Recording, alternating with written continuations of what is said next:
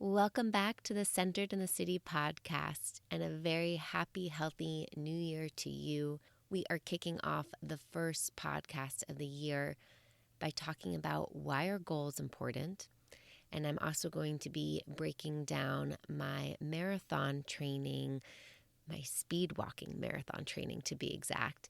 I'll share some behind the scenes of training for this speed walking marathon as well as my motivation for doing it. So let's settle into this episode and let's get centered.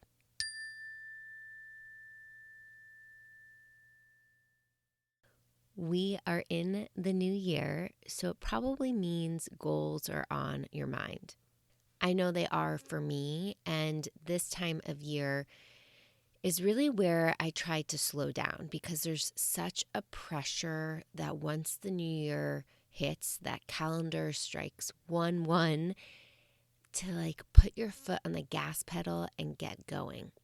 And that sense of get going creates so much pressure. And sometimes there's already this feeling of I'm behind, or, oh my God, I need to speed up to catch up because time is going so fast. So if you are experiencing any of those thoughts or those feelings or impulses, know that you are not alone.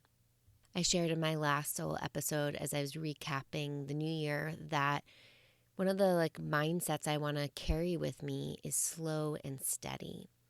And so I get to remind myself that as the calendar has started over, there is this freshness, there is this new beginning.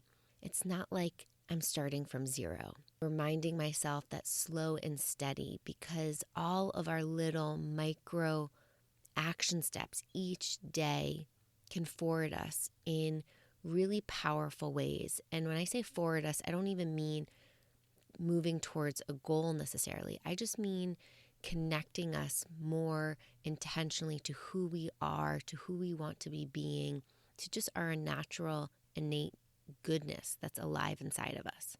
So to be honest, there's part of me that wants to say, F it to goals. Why do we need goals? What's the point of having goals? Don't I just get to be a human being that gets to enjoy this life, gets to do good for the world, and can't that be enough? And I say yes. And as humans, we have this Maslow hierarchy's need of self-actualization, which is an opportunity to see ourselves growing, to achieving, to exploring, to challenging ourselves. So if we are lucky enough that our other basic needs of safety and love and belonging and shelter and food are met, there is this greater desire to grow and challenge ourselves as a human being. As somebody who is deep in the field of self-development and self-exploration, I am always hungry for understanding myself on a deeper level, getting to know myself so that I can stay present with myself, because who I am and who I was last year or a few months ago isn't necessarily who I am right now. And that's not from a schizophrenic perspective, but it's this idea that we have choice in every moment, that we get to choose, that we get to grow, that we get to learn new things that can inform how we want to be doing life the same or maybe differently. On the podcast, I've talked about the difference of intentions versus goals before. And just to recap, intentions are about setting a way we want to feel and be. So I want to feel calm and present when I interact with family, or I want to feel confident and energized while I'm facilitating my morning Monday meeting with my team, or when I mess up on an email or on a project, I want to be really kind and caring to myself and remind myself that I can always begin again and try harder next time. Goals, on the other hand, are more specific. They're more actionable. There's a way to measure them and to track them in a more tangible insight. So for instance, I have a goal of reading one book a month for the next year. Maybe you have a goal to travel to 3 new countries. Maybe you have a goal to run a marathon, or maybe your goal is to apply to a new job that offers leadership potential and growth opportunities. So hopefully, as you can see from these examples, goals are these external achievements, and intentions are more about how do you get to live and be every day, regardless of the outcome. Now, I talk about in my work and in the intention setting party, which is coming up in a few weeks if you're interested in joining, how setting intentions is really important as our foundation, especially creating what I call the power intention, which is this word or theme that gets to be an anchor, kind of a motivating light that drives the rest of our actions. And when we anchor into our power intentions and when we anchor into our intentions, that can help us inform our goals. And it helps us create goals from a place of want to and a place of intrinsic motivation and goals that are more rooted and aligned to our personal value system than just because it's something that we think we should be doing, or that's what my parents have done, or that's what everybody else around me is doing, or what I see on social media. And that sense of being like a fish, just going with the flow of life where everybody else is taking you, and it not necessarily feeling like, oh, that's where I want to be going. And when that happens, I start to see people feel like they are in the passenger seat of their life. Somebody else is driving the car. They don't really know where they're going, and they're just along for the ride. Instead of feeling like they are in the driver's seat, that they know where they want to be going, and that they also have their foot on the gas and the brake pedal, understanding how to play with pace and understanding when to take breaks, when to put their foot on the gas pedal and go maybe a little faster or a little harder or a little bit more focused, or when to park the car or change directions, right? There's a lot more empowerment when we are in the driver's seat. As you are thinking about your 2024, I really welcome you to rest into your intentions. I will have linked in the show notes a free process you can find out on my blog around how I like to create my power intentions, and then use those power intentions to create greater intentions and goals for the new year. And if you're wanting some support in how to do that, I welcome you to join me and a group of amazing people for the virtual intention setting party. It's going to be really fun. It's an opportunity to have space to do some meditation so that we drop below the surfaces of shoulds and connect deeper to our inner wisdom that we want to tap, that we want to harness to help guide us so that we can be in that driver's seat. So if you're interested in joining us, check out the show notes and the link. Otherwise, you can head to wadebrill.com/intention setting party 2024. Last year, my power intentions were deep listening and patience.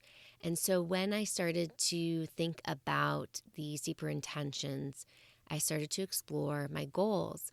And one of my goals became to speed walk a marathon. And this goal came out of my practice, my intention of patience, of cultivating more patience in my life. Because I felt that, you know what, to train for a marathon, to speed walk a marathon is going to take a lot of patience. I'm used to walking a lot, but not for that long or that sustained distance. I've never done a race before, like the turkey trot, a 5K, a half marathon, none of that. That has never been on my radar or something I've been interested in doing. So I decided wow, it's going to take a lot of patience to not only train, but to sustain day of. I knew okay, I'm an athletic person. I've hiked, I walk a lot, I bike. I could walk 26 plus miles right now if I needed to. However, I wouldn't necessarily be in the best shape. Like I would probably have a lot of pain while doing it, or after the fact, I might have even more pain, or maybe I'd injure myself. So training became really necessary and really important. Now, I think we can create goals at any time of the year. It's not something that we just have to do at the beginning of the year. I think that, again, marketing New Year's stuff is kind of bullshit. However, at the same time, when we think about having this fresh calendar to play with, where there might not be as many things scheduled yet, where we still feel ownership of our time and attention, it can be really important to start to claim some of that space for ourselves at the beginning of the year before other things start to fill up. So, for instance, I knew I had to think ahead and explore, okay, if I'm going to do a walking marathon, do all marathons allow walkers? Are there specific marathons that are just walkers? Like I had to do some research to get some information. So this wasn't just a goal and it was going to magically happen, right? I had to put some action. Sometimes when we set goals, they can be really overwhelming because we have no idea where to start. And there can be so many different places of entry. There's not necessarily always the one right place of how to start searching or attacking a goal. So for me, this walking marathon was about getting educated. I didn't know anybody that's ever walked a marathon. I've known people that have run a marathon. So I needed to do some research. For those that are interested in doing a walking marathon, there are numerous marathons out there like the Hawaii Marathon, the Portland Marathon, the Athens Marathon, I believe the LA Marathon that allow walkers. There's some that don't. Once I had some research, I started to think about, okay, what time of year would be ideal? And that's where my husband and I started talking, and we thought, you know what, it'd be really fun to kick off our honeymoon / 5-year anniversary by doing a marathon together. So he joined the speed walking marathon train with me. And that is where we started to explore the time of year, which was November. And we started to look for what marathons are happening in the world around November. And we discovered that the Athens, Greece Marathon is happening. And that felt so fun because that's the original marathon. It felt connected to history. It was probably going to be beautiful and good weather. It was part of the world that we wanted to explore that we've both never been to before. So having that end date helped us think backwards. So we were like, okay, we're going for this Athens Marathon, which means registration opens, I believe it was in February. So we had to have that on our calendar as a starting place. Now, for somebody like me who's never done a race like this before, I didn't know how competitive this was going to be. So when the registration opened, I believe it was like noon Athens time, which was about like 2 a.m. Pacific time. We were committed to doing our best to getting set up for this marathon. So we woke up at 2 a.m. and registered and we got in. And just to be transparent, there was like a way to easily cancel. You had to cancel within 3 months of the marathon and you'd get your money back. And I think it was like maybe $75 or something to register. The fact that they had an out policy was also a very easy way to commit, which is interesting for the mind, right? Like if I look back and I'm like, I had like 1 foot in, 1 foot out, like how committed to this goal was I really? Like everything in life, it's helpful to know that there is a way to modify plans if you need to pivot. But setting that goal was really helpful because it became this pillar that I knew I was working towards. And it was something to look forward to. It was something that my husband and I were doing together. It was also something I was doing for myself. It was a way that we were also celebrating our marriage and our relationship. And now that I had a date that we were aiming for, this November 12th date for the marathon, I knew that we were going to want to start really training over the summer. like at minimum 3 months prior to the marathon. So then I had that time frame in August kind of blocked out in my calendar and mentally, so that I knew, okay, come August is really where I got to zone in and start to focus on training more seriously. Now, when we think about setting goals, it's really important to think about, why are we setting this goal? So again, not only does it come back to our intentions, but when we understand the why, we're also getting to the deeper value here. And so for me, my why for wanting to speed walk a marathon was because I love walking so much. Walking has been always this gift of mental health, of creativity. It's a way that I connect to my body. It's a way that I feel more connected to the space and environment around me. Walking feels like such a gift. My desire to speed walk this marathon came because I wanted to take my relationship to walking to the next level. Like, I wanted to see, how fast can my body actually walk when I challenge it in this way?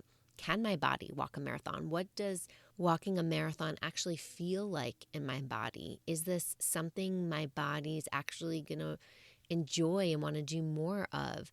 So this goal became important to me because it was about growth. It also had this element of spirituality in it. And to be honest, I also was needing and wanting a goal that was going to challenge me, but that I could actually achieve it. Reflecting on goals I've set in the past, they've been really big and lofty, and a lot of goals I haven't made. And that sense, that gap, created a wobble internally for me last year, of really feeling like I was lacking trust with self. Like, could I actually achieve these stretchy goals? And so setting this marathon goal felt like it was stretchy, it was challenging enough, but it was something I could achieve. And so I was looking to build that sense of inner trust and confidence within myself. So let's fast forward to the actual training of it, because I know a lot of you are interested in this. I got a lot of questions on Instagram and my DMs about training for the marathon. People have expressed doing marathons before, having run them, but that they're kind of overrunning, and that walking one sounded really fun. So I highly recommend doing a walking marathon if you are physically able to, and this feels like a goal that's connected to your own intentions and your own value system. I personally am not much of a runner. I maybe run once a month or once every other month, just when I want that kind of rush and energy and a little taste of the runner's high. So running a marathon has never really been interesting or appealing to me. And it's funny because I think back when I did my month-long silent meditation retreat, I remember saying on the podcast and saying to other friends, like, you know what, this is kind of my marathon. Like, I've never had that desire. And then here I am a few years later doing a walking marathon. So it's just funny to even just say, like, what we tell ourselves we're never going to do or never going to be interested in. And then maybe that day arrives when we're actually interested in it, or when we want to do that challenge. So it's just a lesson for me in staying open, staying curious, because we do never know. In the show notes, I'm going to link a training schedule that I use that I found from PBS. I tried to find walking coaches that would work with me, that would teach me how to speed walk properly, use the arms, use the hips movement, because again, I was really serious about embodying the speed walker personality, trying that on. But I couldn't find any that were willing to work with me, super amateur. So I decided, okay, I get to learn myself. What the training schedule at high level looks like is walking. What that means is adding intentional longer walks into your schedule, and also doing cross training. So making sure that you're also doing Pilates and weightlifting, some strength training in between the longer walks, as well as, of course, having rest days. One of the things I didn't think about ahead of time and started to pay attention to while I started training was that I was going to need to eat differently. I noticed like I was hungrier. I was going to need more protein. I was going to need to eat smaller meals more often. I was going to need to think about hydration support. So it was kind of funny to me looking back at like, oh, me creating this more intense walking regime actually had a bigger impact on my life than I thought it was going to be. Like it shifted the way I eated. It took up actually a lot of time because walking and walking long distance takes more time than if you were to run there or bike there. So one training weekend might look like a Saturday walking 3.5 hours. The next day it might only look like a 20-minute walk. And then the following week, it might look like an hour and 45-minute walk, and the next day, an hour and 15-minute walk. And then maybe the next week is walking for 4 hours. And then the next day is 20 minutes.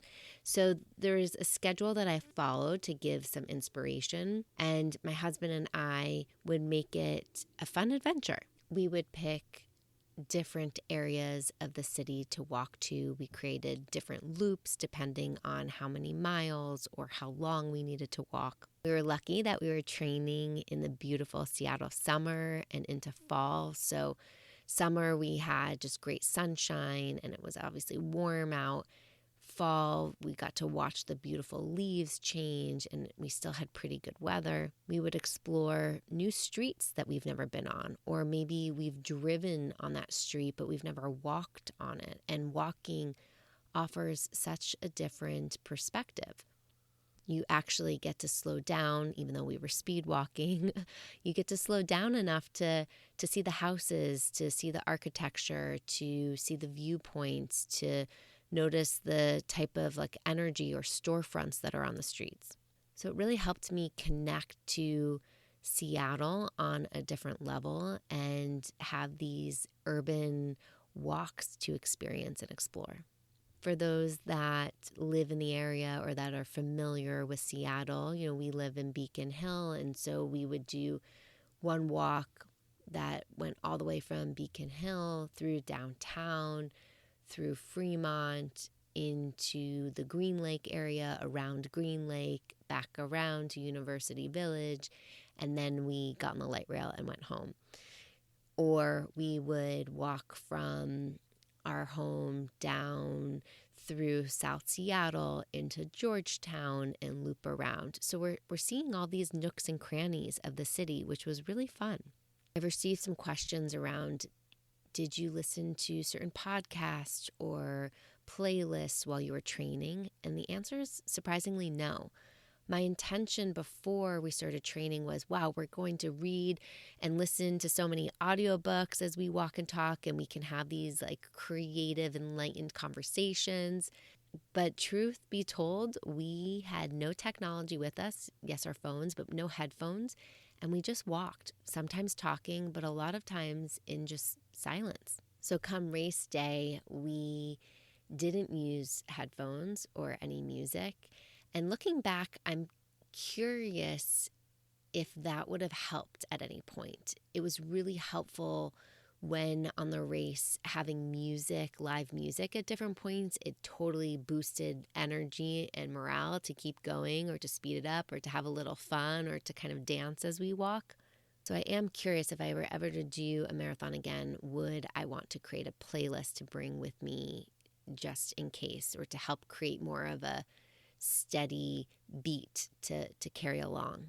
So marathon day is here and we have to be up and at the buses at like, I think 5:30 in the morning, something ridiculously early. And because I've never run a race before, I'm not ranked. And so we were starting in the last block, which was at 9 a.m. So that meant we were getting to the venue really early and we were going to have a few hours to wait around. Not many people know this, and this is kind of funny. And if you are somebody who runs races, I'm sure you're going to laugh when you hear this. But my husband and I got a burrito, a breakfast burrito, and brought it with us to eat at 7:30 in the morning before we began our walking marathon, which when I hear that, I am shocked that we did that because the sound of that is just gross. Like, didn't you burp up or have a stomach ache or something like that? Because I feel like having a heavy burrito is the last thing that you're supposed to be doing before race day. But for us, we were hungry and we needed something substantial. And we knew we had a few hours to digest before we started the actual race. And we weren't hungry to eat it at 5:30 in the morning when we woke up. So we brought it to the stadium with us. And all the other runners and racers around us were just kind of laughing at us. We had one person walk by and be like, hungry, I see, So, yeah, you got to do what you got to do. Again, newbie here who's never raced before, stuff I will tell my future self / I hope this is helpful if you're ever considering running a race. And if you've run a race before, you probably know this. Bring TP and wipes.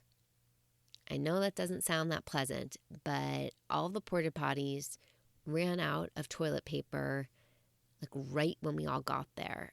And it was mayhem. So thank God there was this angel of a woman who gave me some extra, but bring some for your next time because you never know when you're going to need it. Now, for the actual race, my husband and I created a few goals for ourselves. First, we were just wanting to do a marathon, right? To speed walk a marathon. And I didn't want to just walk it. I was very motivated to have a fast time. Our fastest mile training was something in the 14-minute mile. But because we were doing, multiple miles, I want to say we were typically in like the 16-minute mile. So our goal became, can we get under 15-minute miles? And then our stretch and reach goal was, can we speed walk a marathon in under 6 hours? To put these numbers into perspective, because I know we don't typically talk about walking speeds and how that relates, that typically it takes about 20 minutes to walk a mile. And that's like dilly-daddling walking down the street. Some people might be slower, some people might be faster. I'm typically about like an 18-minute mile walk when I'm walking with purpose, but not necessarily speed walking. That's my New York City strut energy coming out. When we set the goal to walk a 15-minute mile, that felt stretchy. Like, wow, can we cut that down and then sustain that pace for 26.2 miles? I remember one day training, my husband said to me, if I walk any faster below a 15-minute mile, I feel like I'm just going to start to want to get into a run. And it's true. It's interesting sensation to feel in the body when you push yourself to walk with so much speed. What does it naturally want to start to do? So I'm very proud to announce that our final time doing the marathon, we hit our goal of walking way below a 15-minute mile. Average pace per minute per mile was 13 minutes and 57 seconds, which is awesome. And it took us a total of 6 hours and 5 minutes, 5 minutes to complete the marathon. The last few miles, we thought there was maybe a hope where we could catch up and actually get under 6 hours. So we pushed ourselves so fast to walk, not run. We stayed true to our goal of speed walking. And I have never felt my body move that fast. It was an insane feeling. And I noticed there was a little bit of nervousness of like, oh, am I going to injure myself? Like, am I pushing myself past a zone that isn't safe? And I really had to slow down and discern and just trust my body that it could move that fast and it could sustain. And so it was a very interesting like mental game and also listening to my body as I pushed. My body after that marathon has never been more confused and in pain than anything else.